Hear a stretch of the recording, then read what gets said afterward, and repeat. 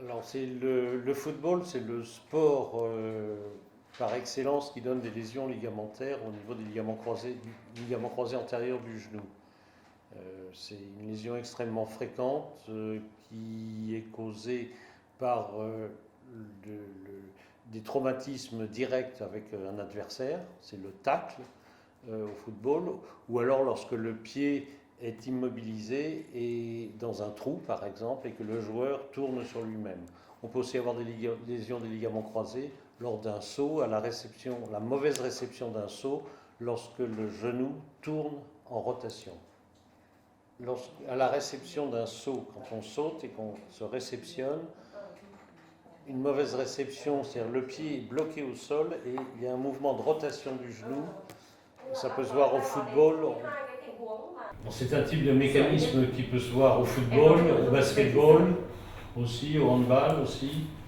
Euh, Ce mécanisme de lésion, ça peut se voir au football, au handball, au basket, lorsqu'on se réceptionne d'un saut avec un mouvement de rotation du genou.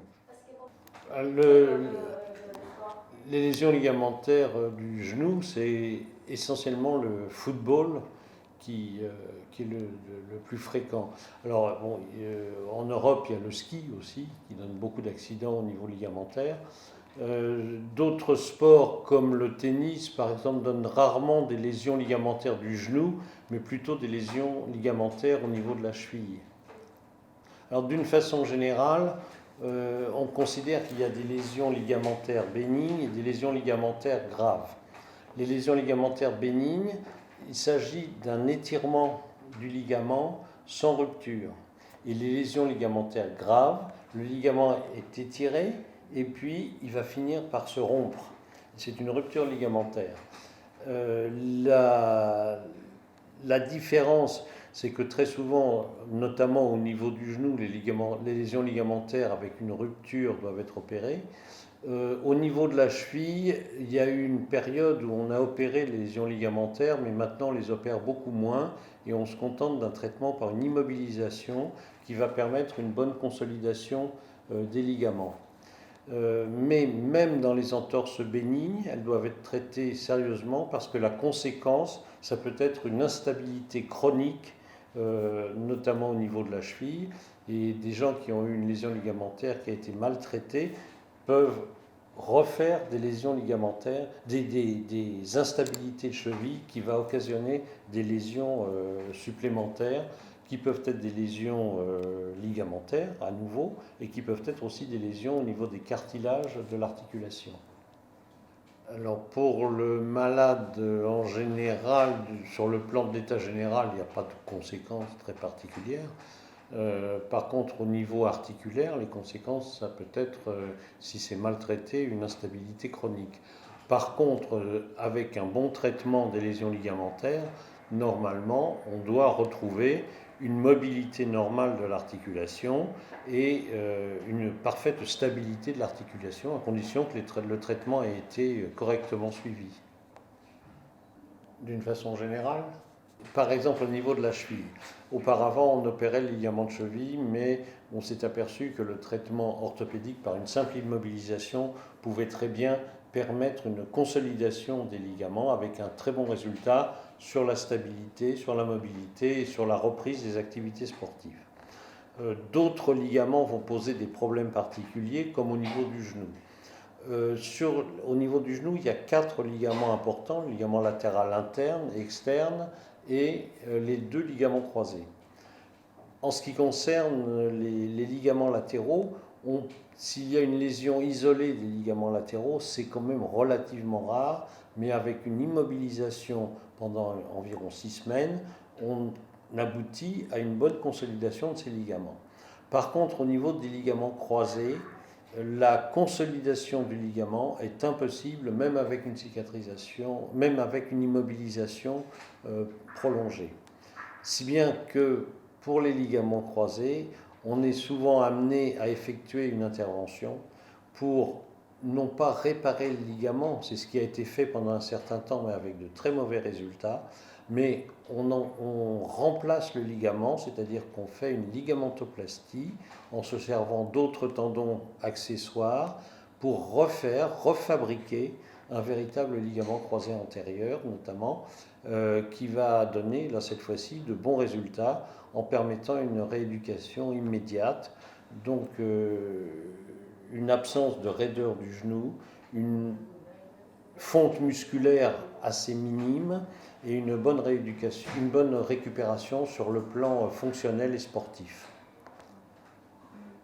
Donc après la rupture du ligament croisé antérieur, on fait une ligamentoplastie, c'est-à-dire qu'on remplace le ligament croisé antérieur par un ligament, par des tendons que l'on prend au niveau de la cuisse, des tendons accessoires, des tendons fléchisseurs qui sont peu importants. Une fois qu'on a fixé le ligament, on a une bonne stabilisation du genou dans l'immédiat.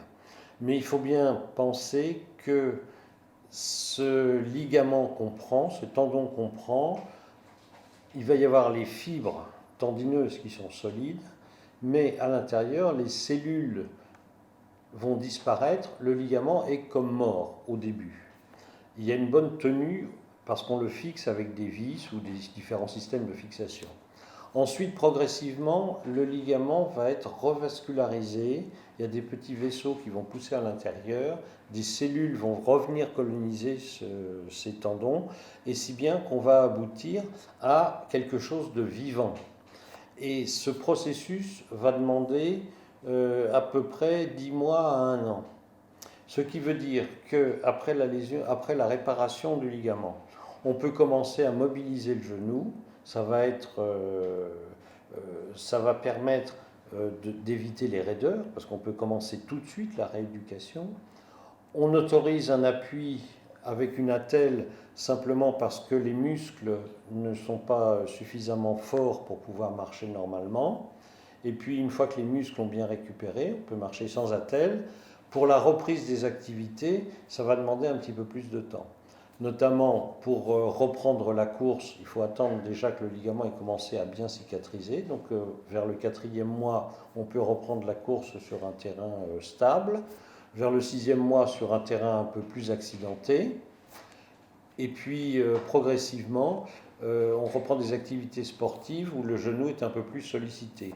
Mais par exemple, pour le football, on ne peut pas commencer à refaire du football avant 9 mois, je dirais même 10 mois, c'est le délai raisonnable. Sinon, avant, le ligament est trop fragile et il risque d'y avoir une rupture secondaire. Alors il y a d'autres sports comme le cyclisme par exemple, on peut très bien faire du cyclisme 6 mois après une ligamentoplastie, ça ne pose pas de problème. Mais les sports qu'on dit pivot-contact, c'est-à-dire des sports où le genou va être sollicité en rotation ou quand il y a des contacts avec l'adversaire, c'est des sports pour lesquels il faut attendre environ 10 mois pour commencer à reprendre ce type d'activité. Donc, ce processus de cicatrisation du ligament croisé antérieur, qui suit à peu près l'évolution d'une année, ça veut dire que le ligament, qui est bien solide au début, il va avoir une solidité qui va diminuer pendant les 3 premiers mois pour avoir sa solidité augmentée jusqu'en gros la première année. Ça veut dire qu'il y a une période de fragilité du ligament. Et il est sûr que si quelqu'un reprend une activité sportive intense, et notamment le football, aux environs du 3e, 4e mois, il y a un risque de récidive parce que c'est une période de fragilité du ligament. Par contre, une fois que le ligament a complètement cicatrisé, au bout de 10 mois à 12 mois, les expérimentations ont prouvé que la solidité du ligament est pratiquement équivalente à un ligament normal. Ça veut dire que si on reprend trop tôt les activités sportives, il y a un gros risque de rupture, mais quand on va reprendre plus tard les activités sportives, quand le ligament est cicatrisé, à ce moment-là, les mêmes causes produisent les mêmes effets. Pour rompre le ligament, il faut le même accident. Mais ça, le ligament n'est pas plus fragile une fois qu'il est parfaitement cicatrisé. Donc on risque toujours avec un même accident d'avoir la même rupture ligamentaire.